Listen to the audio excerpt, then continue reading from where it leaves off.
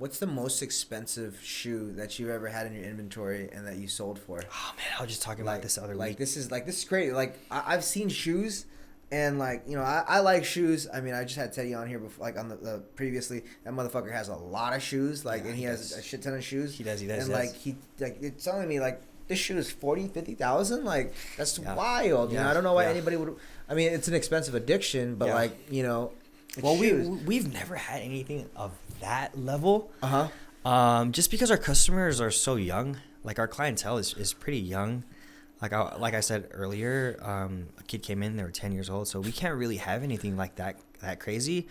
And at the same time, we got broken into, so we don't want that attention on us. Yeah. If we have anything valuable. But the most valuable shoe that we've had, I would say, is less than $2,000. What shoe was that? What was it? It was like a Travis Jordan low. Uh huh. We've had Travis Jordan lows for like 1,700. Nothing more than that.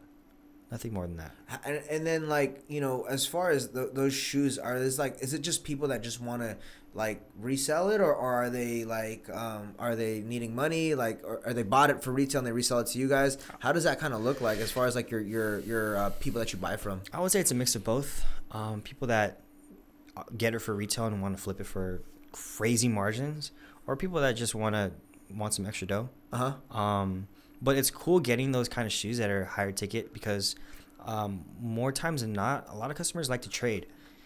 So if we get a shoe like of that stature, like a $1,700 to $1,800 shoe, we would have someone that just has a bunch of inventory and just brings it over and just is able to swap like 10 or 15 pairs for that one shoe, which is crazy to think of. Yeah, that is crazy. Have you ever seen like those shoes and like those counterfeit shoes, those fraud shoes or whatever? Like have you ever seen those ever come into your store and people are like trying to sell it? Yeah. And like just tell me about like do they know that it's actually fake? Like I'm sure they probably don't know, and they probably come to you and they're like, "Hey, come buy this real? shoe. Yeah, this is real or whatever." Yeah.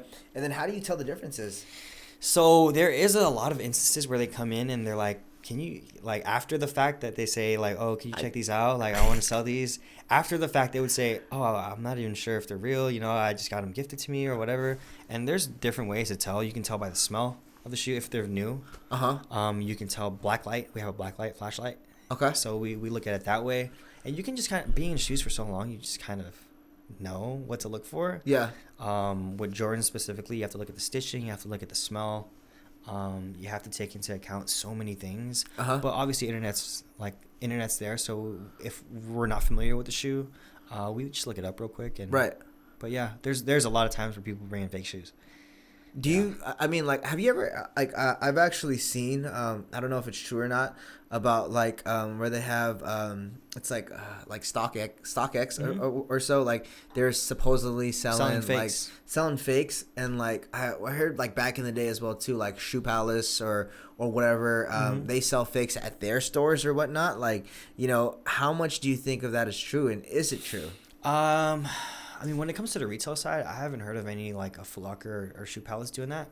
But StockX, yeah, I've seen it. Yeah, really. Yeah, there's a lot of instances where people would bring in shoes with the StockX tag and they're fake. I mean, granted, they could have put the StockX tag on themselves. Like people sell that too. Really, people sell StockX tags. Huh? Yeah, and they attach it to their shoe, making it seem like it's real. They try to sell it to a store. And, the store's obviously baited, but it's got to the point where it's kind of easy to tell what's fake and what's not. Damn. So, but they are getting really good. Yeah, that's what I said. Like, which is scary, bro. I remember I seen, like, I was, like, on the Discovery Channel or, like, some type of, like, documentary. Like, they had, like, counterfeit goods coming from China. Yep. And, like, they're coming here, and it's just, like, that messes up like the whole market. Yeah. And like it'll make the prices or whatever like go up and go down and everything like that. Yeah. So like I seen that, I was just like, I gotta ask him if he's ever, have you ever bought anything like that? Fake? Yeah, on accident. On accident, there's times where it would be from people that we know. Yeah.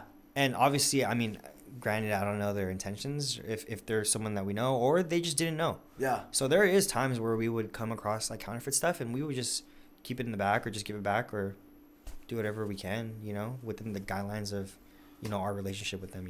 Yeah. So there is times, but there is also a lot of times where customers would just come to us, not even with the intention to sell. They would just come to us to see if their shoe is real or not. So got it.